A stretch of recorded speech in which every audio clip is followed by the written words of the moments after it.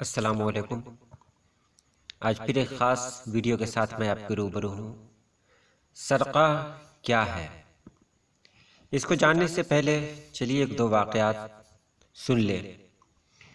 فیض احمد فیض ایک مشاعرے میں موجود تھے۔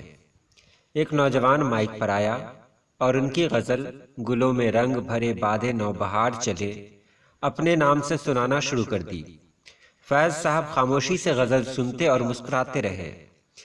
وہ نوجوان جب غزل سنانے کے بعد اپنی نشست پر واپس آیا تو مشاعرے میں موجود ایک صاحب نے اس سے بتایا کہ اس نے جو غزل اپنے نام سے مشاعرے میں سنائی ہے وہ تو فیض احمد فیض کے مجموعہ کلام میں بھی موجود ہے۔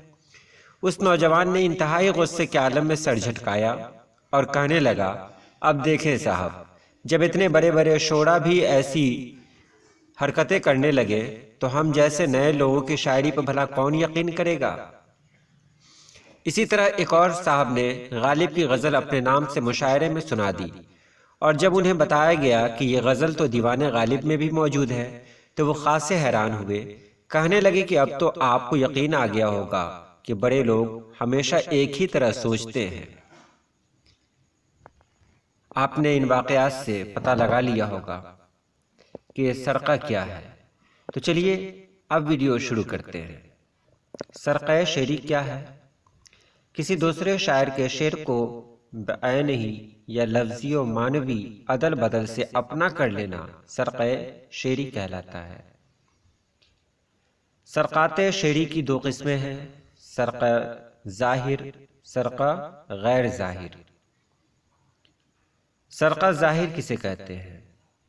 بعینہ ہی دوسرے شاعر کے شعر کو اپنا کر لینا یا پھر لفظی عدل بدل سے دوسرے شاعر کے شعر کو اپنا کر لینا۔ اگر دوسرے شعر کی ترتیب پہلے سے بہتر ہو تو سرقہ نہیں، ترقی ہوتی ہے، اور یہ جائز ہے، ورنہ نہیں۔ اس کے علاوہ دوسرے شاعر کے شعر کا مضمون اپنے الفاظ میں ادا کر کے اپنا لینا، یہ بھی سرقہ ظاہر ہے۔ اور سرقہ غیر ظاہر کیا ہے؟ سرقہ غیر ظاہر معیوب نہیں، بلکہ اگر اچھا تصرف ہے تو مستحسن سمجھا جاتا ہے۔ دو شاعروں کے اشعار میں معنوی مشابہت کا ہونا، ایک کے شعر میں دعویٰ خاص ہو اور دوسرے شعر میں عام، کسی کے مضمون کو تصرف سے نقل کرنا، دوسرے شعر کے مضمون کا پہلے شعر سے متضاد و مخالف ہونا، پہلے شعر کے مضمون میں مستحسن تصرف کرنا، اور یہ بہت مستحسن ہے۔ یہ سرقہ کے بارے میں ہوا۔ اور چلتے چلتے یہ بھی جان لیں توارد کیا ہے؟ دو شاعروں کے شعر کا لفظی و معنوی اعتبار سے بلا اطلاع و ارادہ اتفاقاً یکساں ہونا، یہ سرقہ نہیں، تیزی فکر کے باعث ایسا ہوتا ہے۔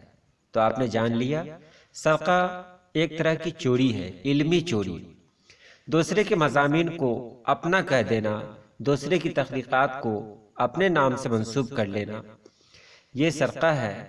اور بلا اطلاع یعنی بغیر کسی خبر کے اور اتفاقاً اگر لفظی و معنوی اعتبار سے دو شاعروں کے شعر کا مطلب ایک ہی نکل آئے تو یہ سرقہ نہیں کہلاتا بلکہ توارد کہلاتا ہے۔